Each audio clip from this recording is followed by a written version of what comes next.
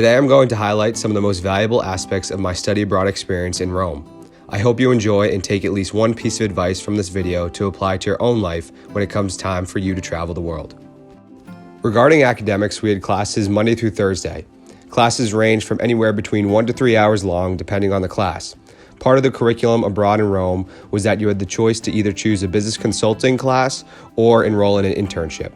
I chose a business consulting class and I worked as a consultant for a local Italian jewelry company called Mate Jewels to help them devise a strategic plan to help grow their company. This is a very unique experience that I truly appreciated. Also, you are required to take an Intro to Italian class to help you learn the phrases and get by on the local streets. Wherever you choose to study abroad, I highly recommend prioritizing connecting with the local culture. In Rome, I was paired with an Italian roommate, and this is truly what sold me on my experience. His name was Matteo, and by the end of the semester, he became our best friend.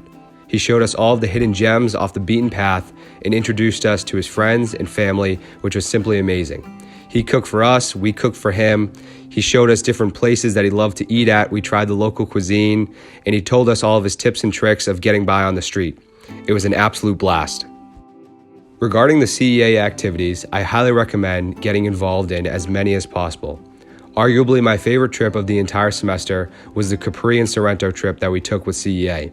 We saw Pompeii and the amazing landscape of the Capri cliffs that you see straight out of a movie. In addition, there was a pasta making class, which was super fun and engaging. And also there was a clay pottery class, which was very unique. There was a hidden little classroom that was owned by two older people, and they taught us how to make ceramic bowls, and I was able to bring one home for a little Christmas gift for mom and dad. The last and most important thing that I would like to touch on is time management and staying busy doing the things that you truly want to do. This is arguably one of the most important things I can emphasize before going abroad.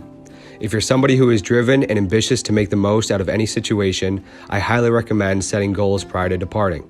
These can be academic, personal, and professional. Having something to keep you focused while in an entirely new environment created a lot of peace for me because it allowed me to stay calm and not get disorganized when things got more hectic than usual. I consider myself to be a very independent person, and I loved having the confidence to do things for myself and not have the fear of missing out on something that was going on. I found that most people return from studying abroad and claim that abroad was amazing and that it changed them. However, most can't seem to answer the why behind the statements that they make.